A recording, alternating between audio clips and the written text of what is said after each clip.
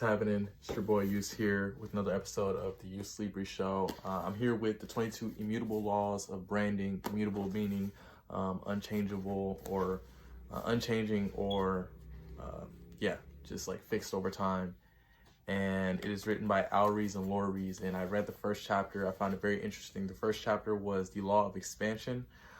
It's a very interesting concept for business and business branding.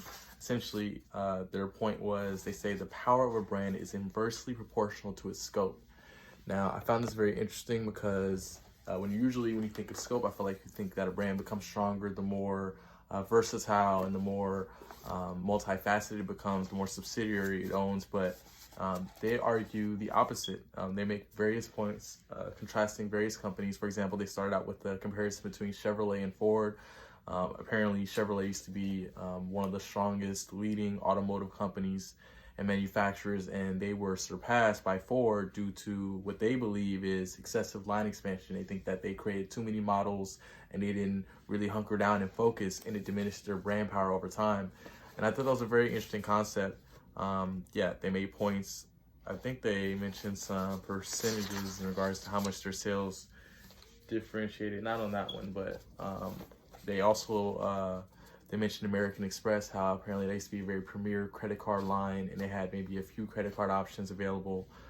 Initially, they had about a handful, and then they had 27% of the market. And after an expansion of various different credit card lines, they say that their brand power once again diminished like the other companies, and had about 18% of the market share at the time of this writing, which was in 2002.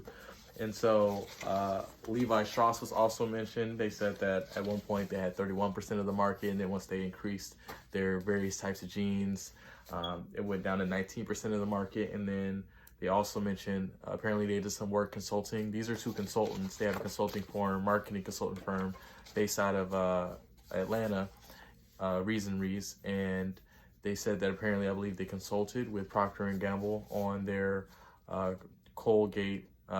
Crest product, which apparently lost leadership to Colgate because of potentially overexpansion. They had more types of toothpaste than number of teeth in the mouth, and apparently there's 32 teeth, and they had 36 various, let me just make sure, 32 teeth, and they had 38 different SKUs, so different, things, per products that can be purchased at the store.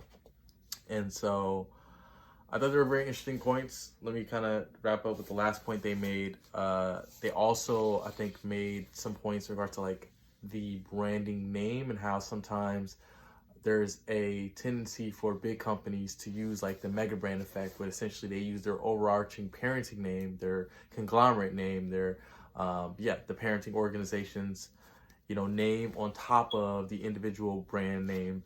And that can sometimes be a mouthful, and that can sometimes confuse the customer. And they essentially suggest that customers will identify a product with whatever the essence they identify with the product. So if they feel like the product is defined by the subsidiary individual brand name, then they'll call it that. Or if it's by the model name, then they're going to call it that. Or if it's by the parent name, they're going to call it that. So it's really the customer that decides what a product's going to be called. But of course, that can be subjective. So I thought it was an interesting point made, and just the essence of quality over just quantity and expansion. So that's their first law of immutable,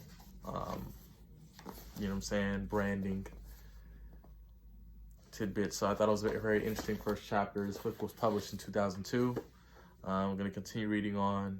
It was $18.95 for the print price. I can't recall what I spent, but this is a good find.